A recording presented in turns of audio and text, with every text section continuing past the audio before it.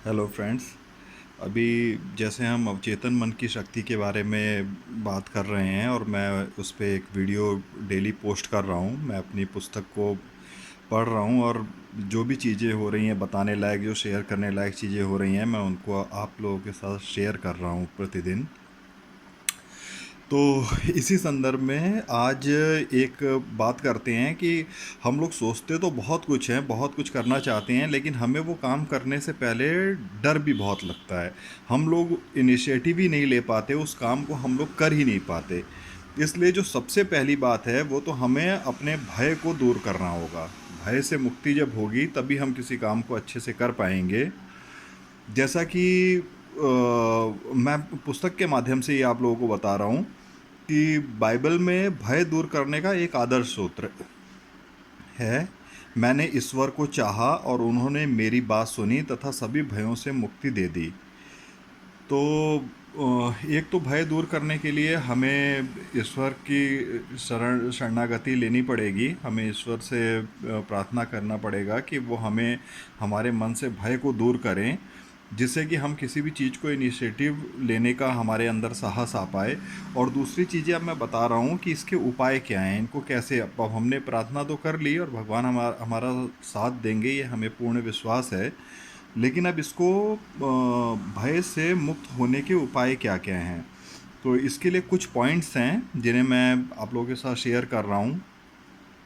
वह काम करें जिसे करने से आप डरते हैं, ऐसा करने पर भय की मौत तय है। अगर आप खुद से पूरे विश्वास और आस्था से कहते हैं मैं इस भय को हराने वाला हूं, तो आप हरा देंगे। तो इसका मैं एक बहुत अच्छा सा उदाहरण दे रहा हूँ। ये जो पंक्तियाँ हैं, एक बार मैं एक होटल में रुका था और जिसमें एक बड़ा सा स्विमिंग पूल था और मुझे स्विमिंग नहीं आती, मतलब तब तक बिल्कुल नहीं आती थी। अभी तो मैं थोड़ा बहुत हाथ पैर चला लेता हूँ, थोड़ा बहुत स्विमिंग भी कर लेता हूँ। तो उसमें क्या था कि मैं स्विमिंग पूल में चला गया और उसके अंदर जो एक ट्यूब होता है जिसके माध्यम से आदमी डूब नहीं सकता है, मैं उसे लेके और कोशिश करने लगा स्विमिंग पूल के अंदर तैरने की। जहाँ पे कम पानी वाली जगह थी वहाँ पे मैंने कोशिश की। 3-4 बार मैंने ट्राई किया और मैं हर बार ही नीचे उसमें गिर जाता था। मेरे नाक वगैरह में पानी भी घुस गया, मुझे बड़ी दिक्कत सी भी होने लगी। लेकिन फिर भी मैंने सोचा कि यार ऐसे तो फिर मतलब कभी कोई सीख ही नहीं पाएगा, जबकि मैं और लोगों को देख रहा था, वो लोग तैर रहे थे पानी के अंदर। तो मैंने ऐसी साइड में ही मैं बड़ी देर तक कोशिश करता रहा। लगभग मैं 1.5 से 2 घंटे पानी में रहा और इन द एंड मैं इतना कैपेबल हो गया कि मैं पूरी तरह से तो मैं नहीं तैर पा रहा था, लेकिन मैं अपने आप को, अपनी बॉडी को मैं बैलेंस करना सीख गया पानी के अंदर। और जो पानी मेरे मुंह के अंदर, नाक के अंदर चले जा रहा था, जिससे मुझे दिक्कत हो रही थी, वो चीज़ें ख़त्म हो गई। तो सबसे पहले तो हमें वो काम करना चाहिए जिसको हम करने से डर रहे हैं, मतलब जो हमारी इच्छा हो और हम उसे करना भी चाहते हों, लेकिन हम करने से पहले ही हमारे मन के अंदर भय आ जाता है। तो हमें सबसे पहले तो उस काम को कर देना चाहिए, जिससे भय अपने आप ही मर जाएगा और आप उस काम को करना शुरू कर देंगे। दूसरा है, भय आपके मस्तिष्क का नकारात्मक विचार है। इसकी जगह पर सृजनात्मक विचार रख लें। भय ने लाखों लोगों को मारा है, विश्वास भय से ज़्यादा बड़ा है। ईश्वर और अच्छाई में आस्था से ज़्यादा सशक्त चीज़ कोई नहीं है। भय मनुष्य का सबसे बड़ा दुश्मन है। यह असफलता, बीमारी और खराब मानवीय संबंधों के पीछे है। प्रेम भय को बाहर निकालता है। प्रेम जीवन की अच्छी चीज़ों के प्रति भावनात्मक अनुराग है। अब इसी संबंध में कुछ सामान्य भय होते हैं जिनसे डरना कि अच्छा होता है, जैसे कि चोरी करना या कोई इलीगल काम करना। इन बातों से हमें डरना भी चाहिए और डरना ज़रूरी भी है। तो ये सामान्य भय की श्रेणी में आते हैं और सामान्य भय अच्छा है। लेकिन असामान्य भय बहुत ही बुरा व विध्वंसात्मक है।